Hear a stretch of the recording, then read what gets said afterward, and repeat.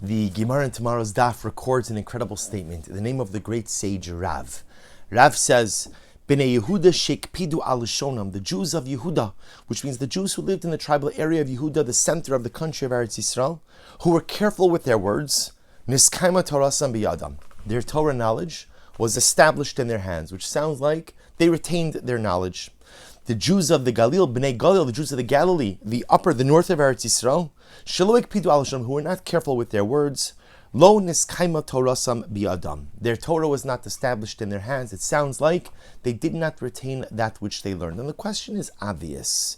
What does using nice words, what does speaking nicely have to do with retention of Torah knowledge? So Rashi says something amazing. What does it mean, shekpidu al Lashonam, that they were careful with their words? Rashi says, ledaber b'lashon sach. They spoke in a pleasant way, v'lo b'lashon meguna, and not in an abrasive, caustic, or deconstructive fashion.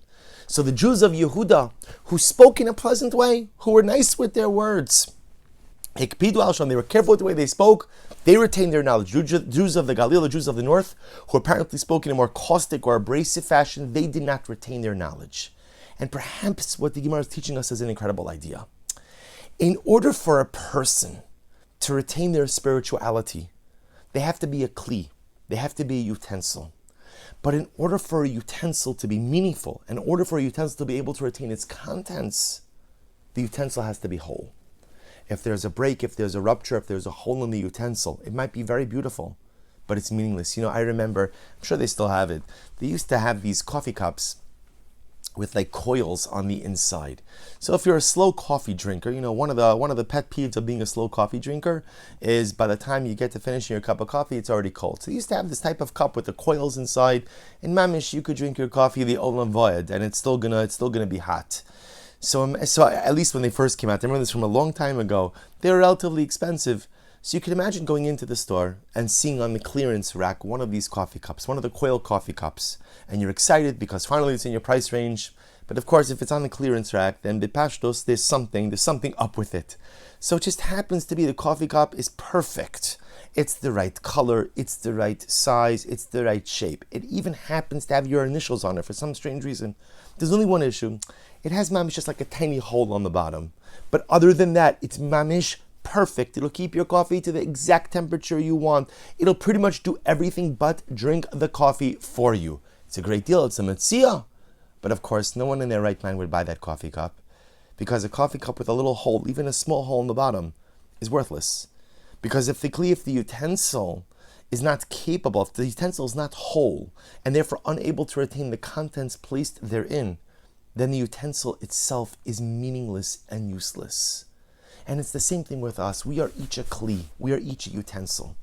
And what we try to do throughout our lives is fill this utensil with holiness. I fill it with prayer. I fill it with Torah. I fill it with chesed. And every single time I do something positive, something spiritually dynamic, I am filling my personalistic utensil with holiness.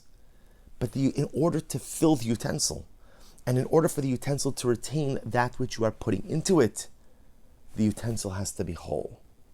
How do you create a whole utensil? How do you create a complete personalistic utensil? Well, that's through your midos. That's through the character traits you have. That's through the kind of person you are. How do you behave? How do I talk?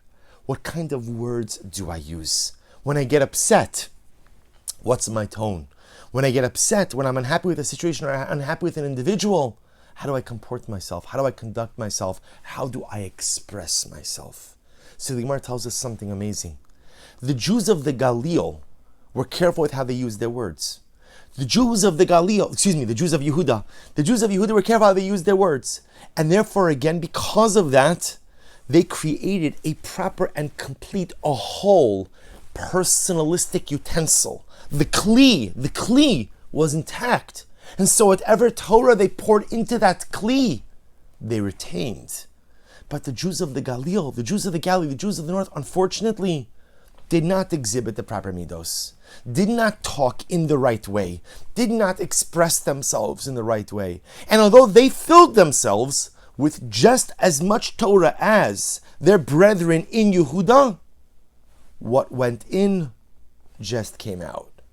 they weren't able to retain because the utensil was broken, because the utensil had a hole, because the utensil was flawed, because it was incomplete because of a lack of midos, a lack of proper character traits.